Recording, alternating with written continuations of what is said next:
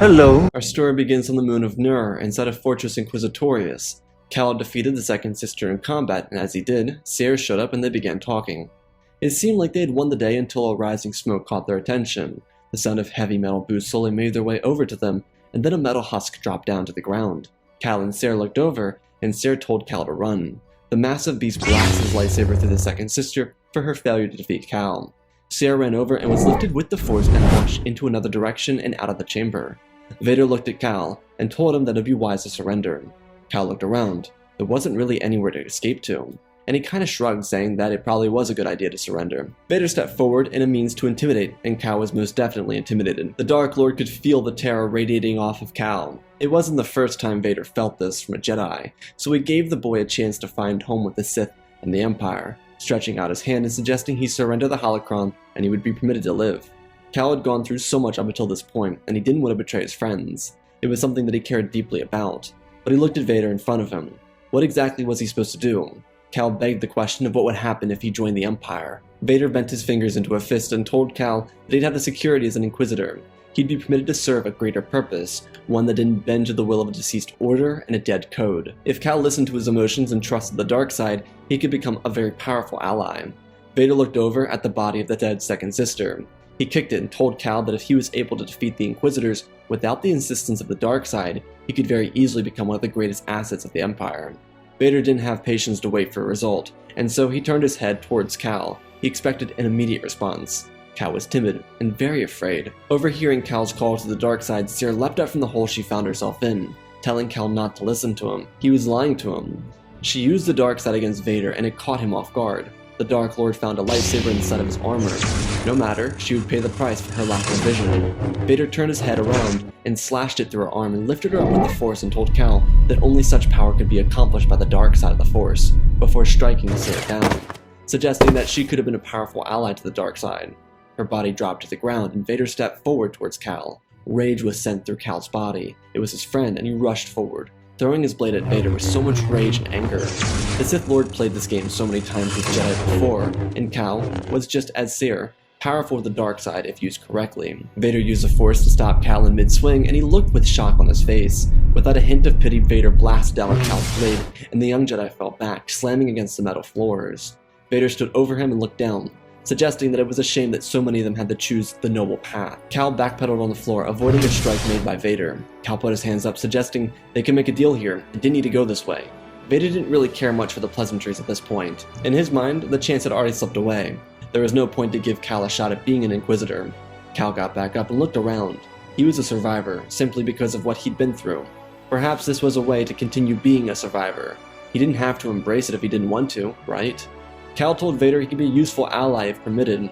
Vader towered over Cal without even saying a word, as if he was suggesting Cal pick his words delicately. The young Jedi told Vader that he could use echoes to the Force to assist their cause. Vader hadn't seen anyone with psychometry since Quinlan Vos. Perhaps this would be a powerful and useful investment for the Sith, especially for the Inquisitorious if not Vader himself. The only reason Vader would even consider it is because Cal had been able to kill 2 of the Inquisitors. Not that they were impressive by any means, but for a Jedi who never made it past the stage of Padawan, it was fairly impressive. If it was a Grand Inquisitor, that might be more of a feat, but because Cal was able to defeat 2 of them, he figured he'd make a decent replacement, which is all that really mattered. Just filling in the ranks meant less Jedi and more Jedi hunters. Vader deignited his lightsaber and reached out his hand for the holocron, and told the boy to hand it over, and he'd have a chance to live. Cal did so. The holocron was handed over to the Dark Lord so he could begin his own investigation into what was held inside.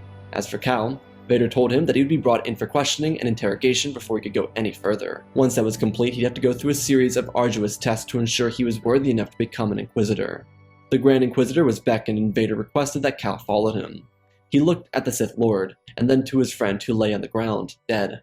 Cal kept pace with Vader until he was taken by a group of Imperial officers away. Cal went through the interrogation, which was essentially asking if he had any connection to the Path or Rebel cells. If he did, he was requested to give up the information regarding them. Cal knew of Saul Guerrera and even interacted with him, but he was elusive, and Cal made sure he was clear on that. As for the Path, he was completely unaware of its existence. He had no reason to believe there were more Jedi out there trying to save Force sensitives. Though this is mostly because he was unaware that the Empire was actively hunting Force-sensitive people and taking them away. As this interrogation was going on, Vader met with the Grand Inquisitor and told him that the boy had a real chance of becoming a fine member of the Inquisitorious. This did make Grand Inquisitor impressed to say the least. He told Vader that there were rumors of a Jedi on Tatooine. The fifth brother and third sister were preparing to depart with him. Grand Inquisitor asked Vader if he had any insights on Tatooine. The Dark Lord stood silently for a moment and told him to use any means necessary. The planet is nothing but scum. Treat them as nothing more than that. Vader whipped himself around and disappeared from the view of the Grand Inquisitor. While Cal was going on through all of this, he was eventually approached by Vader, who typically didn't have time for Inquisitors, and suggested that once his trials were complete, he could be a useful asset for finding things for Vader. This by no means was Darth Vader warming up to Cal. It was just more so of him seeing the Jedi as an asset, one with, in his own opinion, far greater capabilities than the Grand Inquisitor himself. This wasn't because Vader thought that Cal was more powerful than Grand Inquisitor. It was more or less him believing that his set of skills, along with his lack of loyalty to the Emperor, would prove to make himself an asset. Grand Inquisitor was terrific, in his own way, but him and the Inquisitors were loyal to Palpatine, due to his mercy to let them live. Vader showed this band of cannon fodder no appreciation, and he didn't intend to change that. Cal by no means was going to become his apprentice. He was an asset, and that's all we'd ever be to Vader. There was no coming down from the dark side for Vader, and that'd only be amplified in the coming days when Vader would run into his former teacher, Ppsw, and shortly after the Battle of Jabim be completely embarrassed, again, by Obi-Wan Kenobi. Cal was not privy to any of this, aside from the fact that there was a betrayal of the Grand Inquisitor on Daiyu, and shortly after his betrayal, the third sister, according to Vader and Grand Inquisitor, was killed on Jabim. This made the joining process a little bit more difficult for Cal. Reva was a youngling in the temple who joined so she could exact revenge on Vader. Grand Inquisitor had to be sure that that wouldn't be the same case with Cal, and that he wouldn't try to play that stupid game with Vader or the Empire. Not that it would work, even Grand Inquisitor had no intention of crossing paths with Vader. There were some things more terrifying than death itself, and a large part of that was Vader. Once Cal passed his trials, he'd have the joy of sparring with the fifth brother and seventh sister. From time to time, he'd cross paths with the ever-so-silent eighth brother. There were others out there, but as suggested by Vader, the Inquisitors were nothing more than a cannon fodder brigade. They were beyond expendable. Cal had no issue with sparring with any of the Inquisitors. He was far more talented than most of them. He had some struggles with the fifth brother, just due to the size, similar to the other Inquisitor he killed. Cal had some spars with Grand Inquisitor as well, but as far as he was concerned, he was in with them. The challenge for Cal wasn't staying on the dark side, it was furthering himself into it. He could feel a seething disappointment from his former master, but he learned to let it fuel him. He saw the dark side as an asset as Vader saw him, and with the dark side a part of his abilities, he could become a fine force user. His plan was to get out of this and become a rogue essentially, though at the same time he kind of found an interest in this. Being an Inquisitor could have its benefits. Cal saw this as an opportunity to get closer to Vader and become essentially irreplaceable. This, of course, was Cal not understanding the virtues of the Sith, and especially the virtues that belonged to Vader himself. While on Nur, Cal was outfitted with all the necessary equipment to become an Inquisitor, and even given the special TIE fighter they all got. He was able to mix and match components of his outfit, make it edgier if he wanted, and in the end he went with a simple route, and wore the typical outfit with nothing else other than a cape. For the most part, he would spend his time on Nur, that is until Vader personally requested him out for a couple of missions. Vader was trying to learn things about his master, most specifically, if Sidious was hiding anything from him, or planning to have him killed.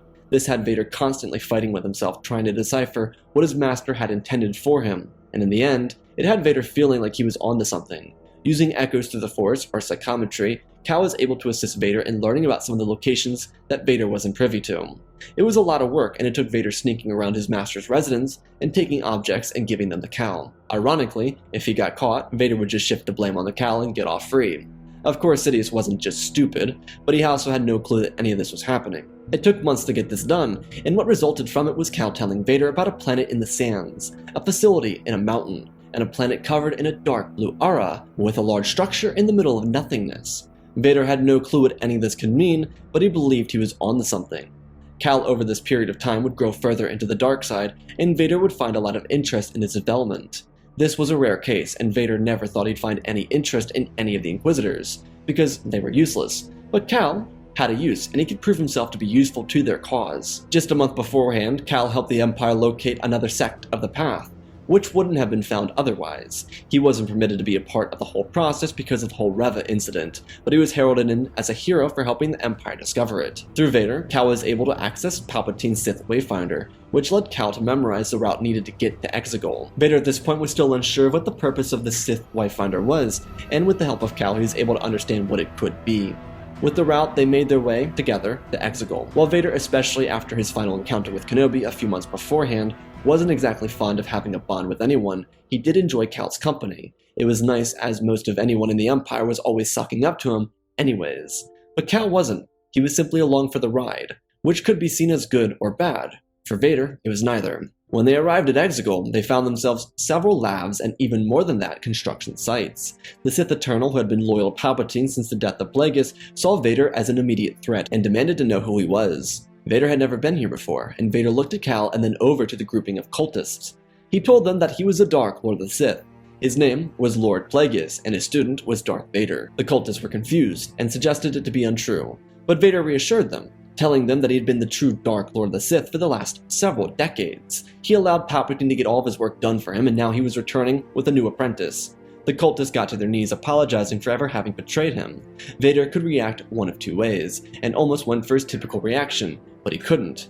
There was very little knowledge for Vader on Plagueis, but as far as he was aware, the Sith Lord was very calm and collected. If Vader acted any differently than Darth Plagueis the Wise, then it could set them off. He continued to tell them that his apprentice betrayed him in his sleep and tried to kill him, and he returned to exact his revenge. He also wanted to see this facility that his former student was trying to create. The cultists were renowned for their loyalty to the Sith Lord, and while they were loyal to Sidious, they had to serve the eldest Sith Lord, and at that, the true Dark Lord of the Sith, Plagueis himself. With anyone to disprove that they were staring at Darth Plagueis the Wise, who had been injured clearly, they couldn't disagree. Or of course, if they did, they could find themselves killed or worse. Vader was shown around everything, and with Cal by his side, they took in the grandeur of everything here. Vader knew this could be very bad for him if Cal decided to go to the Emperor, and he needed assurance that Cal would be on his side. That is, until everything was finished. As Vader and Cal learned, the Sith Eternal was constructing facilities to house clones of Palpatine in case he was killed or died. There were several flawed attempts, and Palpatine showed a lot of disdain for their failures. Vader played the part, suggesting that his student wasn't privy to the ways of the Force. He attempted to control aspects that could not be controlled, when in reality the power of the Force comes from the Force itself. Not for nothing, this didn't flow together well at all, and it wasn't supposed to. Vader was mimicking someone he never met, and someone who had a reputation for being pretentious at the very least. Vader told them to continue Sidious's set of plans, but they would begin Plagueis' end of the plan. He told them that, as they could tell, he was badly injured by his former student, and he was preparing for his revenge. Yet nothing beats a slow burn. As Plagueis suggested, he wanted Palpatine to feel every inch of his undoing, and he requested that the Sith Eternal be pivotal in that piece of the plan. They listened, and they were immediately enamored by a plan that sounded like it was taken straight from the text of the former Sith Lord. Vader did a great job at articulating his plan and being quick on his feet, something he never had a chance to do while being surrounded by deckhands and stormtroopers. He was able to show who he used to be as Anakin Skywalker in this short moment. It obviously wasn't enough for Cal to catch on to, but he was thoroughly impressed by Vader's ability to conjure up a plan. As it went, the Sith Eternal would begin to poison Sidious, take his blood and replace it with non-Force sensitive blood, which was essentially someone with low midichlorian counts. They would then suggest that they were having struggles and they needed more of his genetic template to continue their work. When Palpatine was under, they would do internal damage to his body and take things that he needed to survive with. It was a very simple and very strategic plan. But the main point that Vader made is that he understood Sidious didn't always come to this facility, so it had to be done in moderation to account for his time here. This was a very clever way for Vader to suggest that he had no clue how often Palpatine showed up, but the Sith Eternal did. They could adequately plan for each visit from the Sith Lord and then follow through with the plan. As for the Final Order fleet, it was beautiful. Palpatine bought into heavily the star tech introduced by the Tarkin Doctrine, which was beginning to fuel this super fleet. Of course, the key piece wouldn't be added until the first Death Star was able to be produced. Vader learned that there was so much more in Palpatine's plan than just being the Emperor, that this Sith Lord wanted to ensure his survival forever. He may have figured out Exegol, but he was unaware of Jakku and Mount Tantus, let alone the project that was having blueprints built for Ilum. It was a cold and calculated plan, and it was intentionally done to be this way.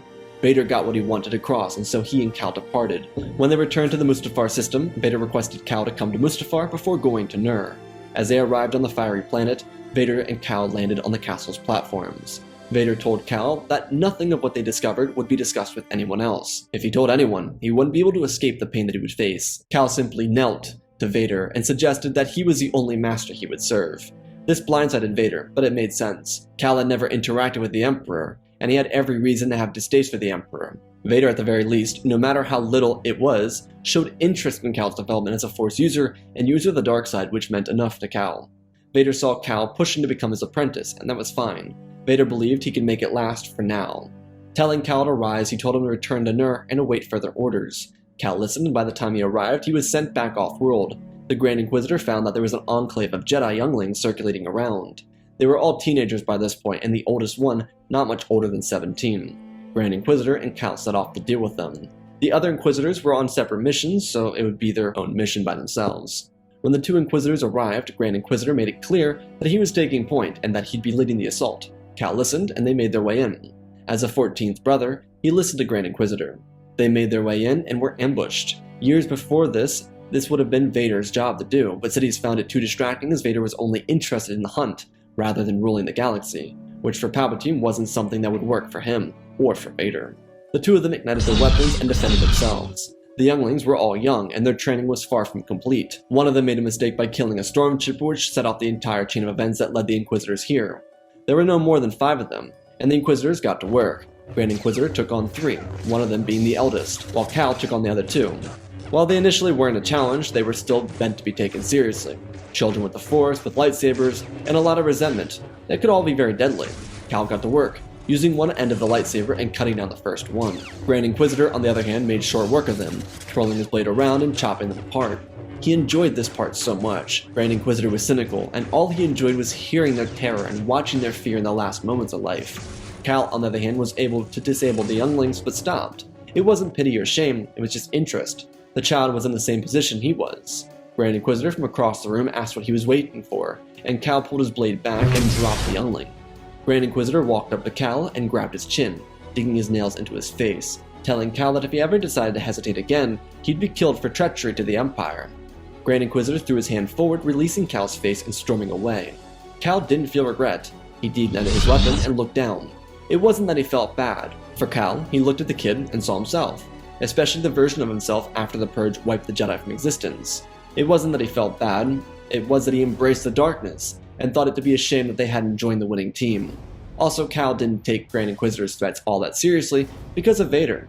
At least from what it seemed, he had his back.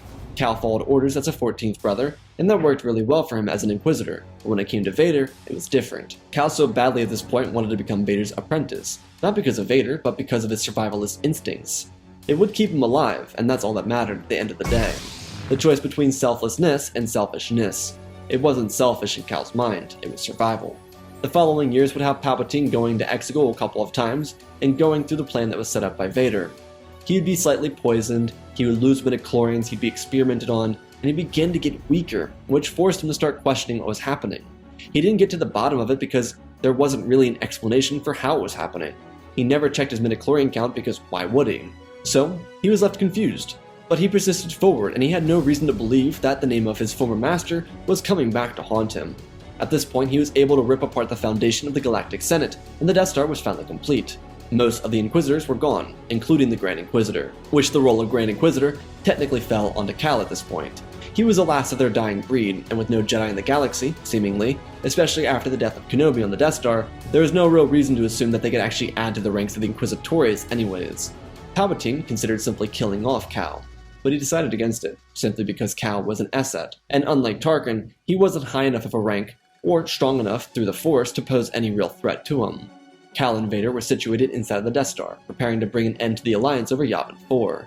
This led the rebels, fresh from their victory, or loss at Scarif, sent the remaining fighters in the battle against the Death Star.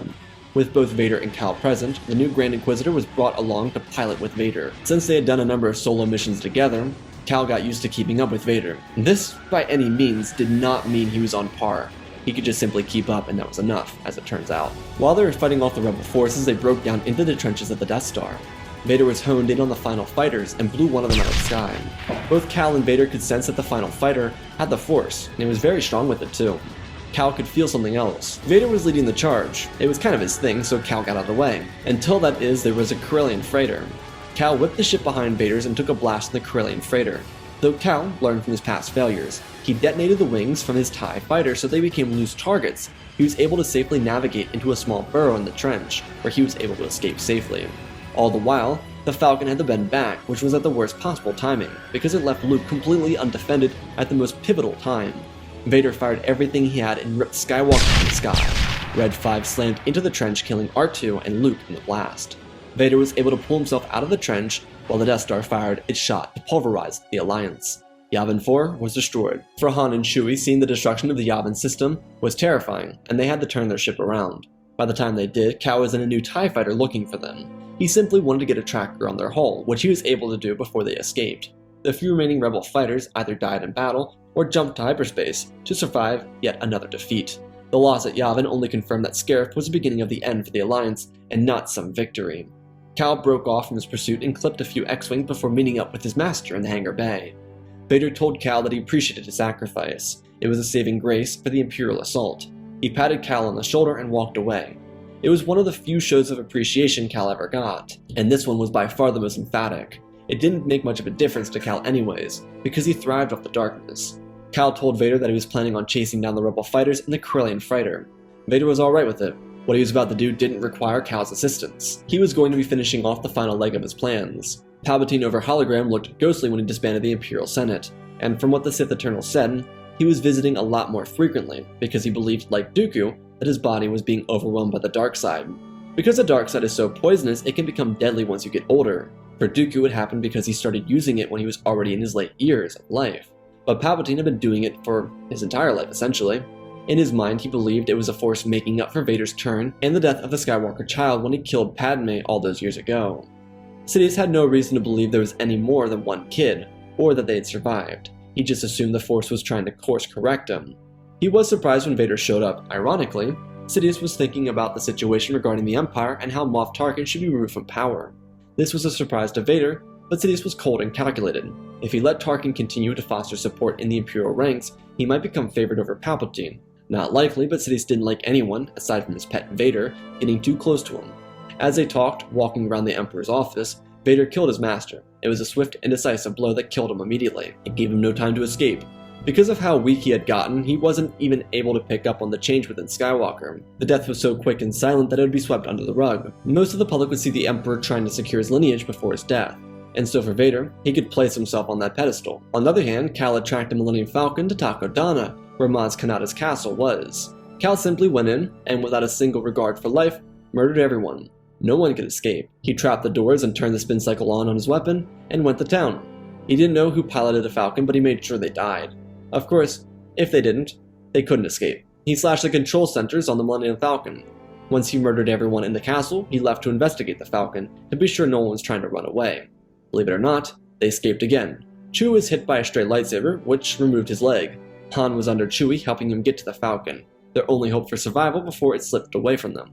As they were escaping, Chewie for some reason got heavier to carry, and when Han noticed the Crimson Blade, he was next to go, quickly chopped up and killed. Vader, on the other hand, actually took Palpatine's advice and had Tarkin offed by one of the newer admirals in the fleet, just a way to make it seem like the others had more favorability than others. It was a fun way to play with the Imperial minds. With victory secured and the Jedi all but extinct, Vader took Cal to Exegol, where he used his Inquisitor friend as an experiment. Cal had no escape. He just suffered, and suffered, and suffered. Vader never had anything resembling care towards Cal. He appreciated his sacrifices, and he appreciated that Cal would help him essence transfer from his own body. Cal then realized that everything he went through was simply a lie, a fabrication if you will. He got so invested because he felt like it was going somewhere when the entire time, Vader was showing him the path forward so that he could use him. What broke his heart more was reflecting on his own past. There were 2 times when he thought about leaving. The first time was when he encountered the trapped soul of the Grand Inquisitor, who warned him not to go any further, and of course he didn't listen. Why listen to him when he lost to Caleb Doom? Didn't matter. The other time was about 4 years after his turn. He was sent near Dathomir and ran into Marin. She told him that she didn't recognize him. Cal in this moment mirrored a Mustafar Anakin, spouting off how powerful he'd become due to his loyalty to the Sith, and how she could join him. She declined, and just like Seer, she was killed. But this time, by Cal's hand. It was a shameful death too, so unnecessary. Cal felt like a waste of potential. Now on the flip side, he saw that Seer, Marin, and Grand Inquisitor were actively trying to protect him. Now he was stuck on Exegol, as what he, at several points in his career, hoped to be his master, tortured him, and used him as an experimental device. There was a certain ambience to it all. Vader was working on restructuring himself, and even trying to clone Padme, and all Cal could do is listen. Different pieces of him taken apart, just staring into the empty abyss of the temple. At some point, someday, between the last time he walked and the last time he breathed, Vader would become whole again. and not a failed structure, a completed clone, with the same essence as Anakin Skywalker. The Force did prepare a chosen one to rise against the regime of Skywalker's empire, but what would become of her? With Yoda dying a natural death and Padme being cloned back into existence, the galaxy belonged to Vader. Though the tragedy is, Padme's clone didn't retain anything of the person that lived before her, which meant Vader could mold her into an empress, which is exactly what he did, in a galaxy controlled and maintained by Lord Vader and his galactic empire. And that, my friends, is our nightmare. Again, special thanks to Galvin Gaming, Tristan, Darth Revan, Pimp Daddy Bane, The Last Jedi, Apollo, The Eternal Padawan, Jedi Sloth, Mr. Yeet Gamer, Mad Manny Studios, Anakin003, Fordo's Legacy Star Wars, Lemon Knight, Rex the Wolf, the man with 3 first names, Dark Saint 46, Baron Joshua, and Lord Deadwing for supporting the channel. Smash the like button if you want to support me in other ways. Go check out the Patreon. Otherwise, let's talk about the story real quick. So this might have a bit of a bittersweet ending, and I know it may have seemed a little sudden, but the story is following Cal. The rest of it's more so up for your interpretation of what Vader's going to do in his empire. I kind of set it up for Vader to have his own empire, and we've done it a couple times here, I believe. But this is more so a story about Cal, and how he's fallen for the trickery of the Sith, and that's more so what the story's about. You know, I wanted it to feel like, and I know a lot of longtime viewers are probably going to be like, oh, when's Vader going to come around? When's Vader going to see him as a son? When's Vader going to take him on as an apprentice? And I wanted that to feel like it dragged on. I wanted it to feel like that dragged on because it never would be resolved. And that was very intentional. I don't feel like Vader would take a warming up to just anybody. And I know for the purpose of the Ezra video, it kind of had to because Ezra was much younger. But for Cal, he's just seen as an Inquisitor because he's already in his late teens, early 20s. And so he's just an asset at that point, you know, and he's not going to be seen as like this son-like figure to him because at this point, there's no reason for him to see him at that state. Anyways, I hope you all enjoyed the story. I love you all, spread the love, and always remember, my friends, may the Force be with you.